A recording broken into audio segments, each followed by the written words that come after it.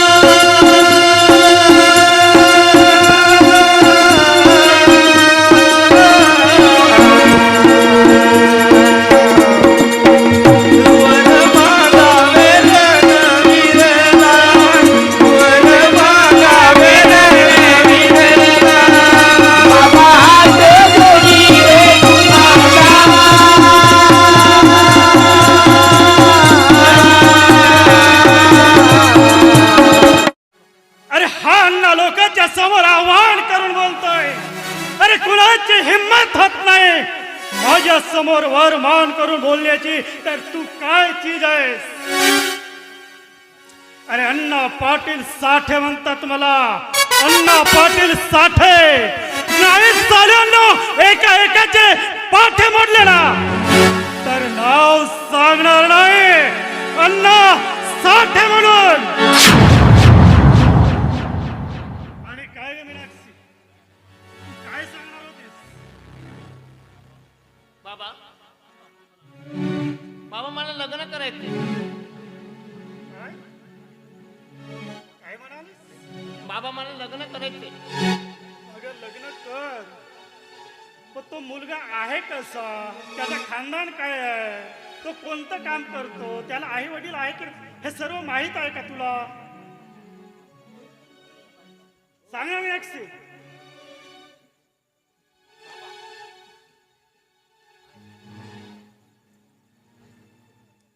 Okay सांग ना कोण आहे तो.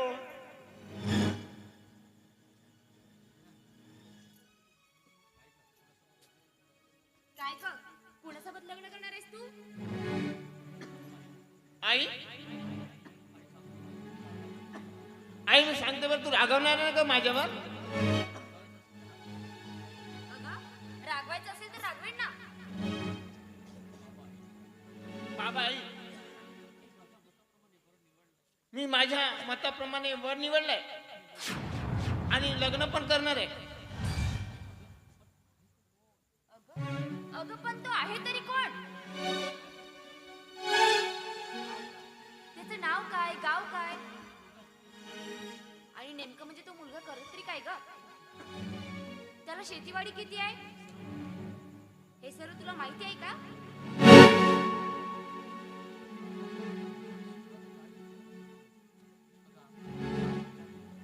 अगं आमची मुलगी सुखात जावी म्हणून अशी आमची इच्छा आहे.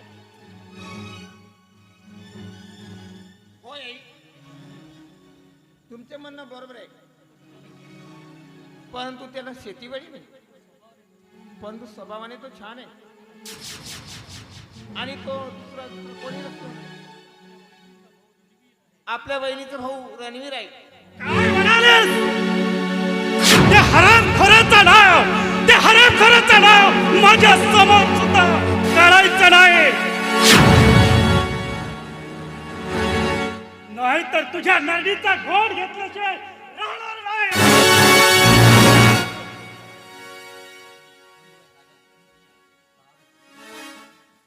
काय ग कार्टे?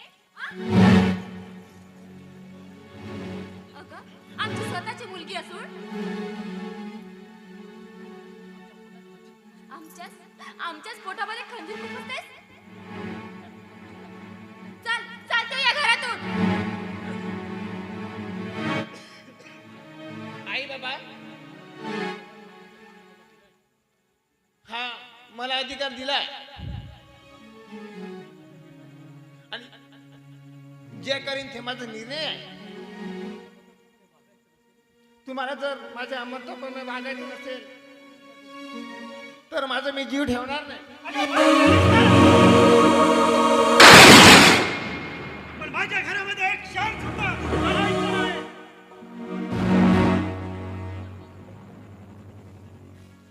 मी किती पापीन जन्माला आली आहे,